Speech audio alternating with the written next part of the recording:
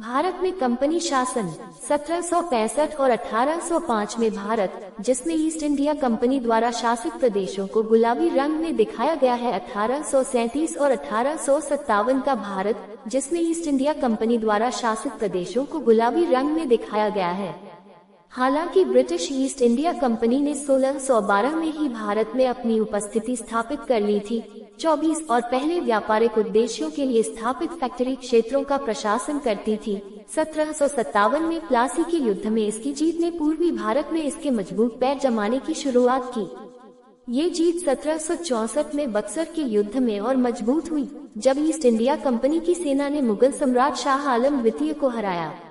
अपनी हार के बाद सम्राट ने कंपनी को बंगाल, आधुनिक बंगाल, बिहार और उड़ीसा के प्रांतों में राजस्व संग्रह का अधिकार दिया, जिसे कंपनी को दीवानी के रूप में जाना जाता था। 25 कंपनी ने जल्द ही बॉम्बे और मद्रास में अपने ठिकानों के आसपास अपने क्षेत्रों का विस्तार किया। बाद में एंग्लो मैसूर युद्ध 1766, 1799 और एंग्लो मराठा युद्ध 1806 में वेल्लोर विद्रोह नए वर्दी नियमों से भड़क उठा था, जिससे हिंदू और मुस्लिम दोनों सिपाहियों में नाराजगी पैदा हो गई थी। 19वीं सदी के अंत के बाद गवर्नर जनरल वेलेस्ली ने कंपनी के क्षेत्रों के 2 दशकों के त्वरित विस्तार की शुरुआत की। ये या तो कंपनी और स्थानीय शासकों के बीच सहायक गठबंधनों या सीधे सैन्य विलय द्वारा हासिल किया गया था। 28 सहायक गठबंधनों ने हिंदू महाराजाओं और मुस्लिम नवाबों की रियासतों का निर्माण किया। 1849 में दूसरे एंग्लो सिख युद्ध के बाद पंजाब, उत्तर पश्चिम सीमा प्रांत और कश्मीर पर कब्जा कर लिया गया था। हालांकि कश्मीर को तुरंत 1846 की अमृतसर संधि के तहत जम्मू के डोगरा राजवंश को बेच दिया गया और इस तरह यह एक रियासत बन गया।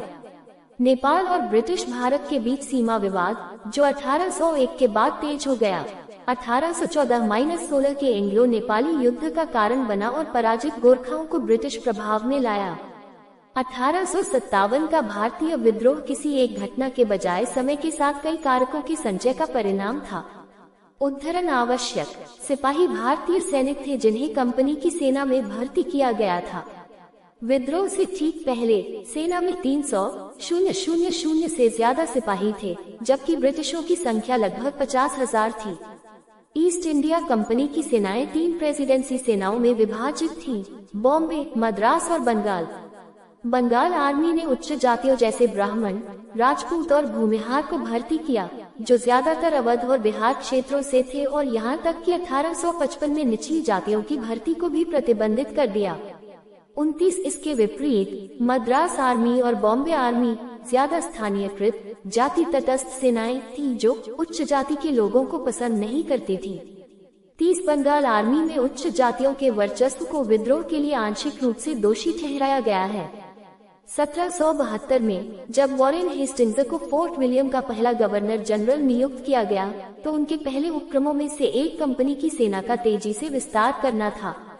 चूंकि बंगाल के सिपाही, जिनमें से कई प्लासी और बक्सर की लड़ाई में कंपनी के खिलाफ लड़े थे, अब ब्रिटिशों की नजर में संदिग्ध थे, इसलिए हेस्टिंग्स ने अवध और बिहार के उच्च जाति के ग्रामीण राजपूतों और भूमिहारों से पश्चिम की ओर भर्ती की। ये प्रथा अगले 75 वर्षों तक जारी रही।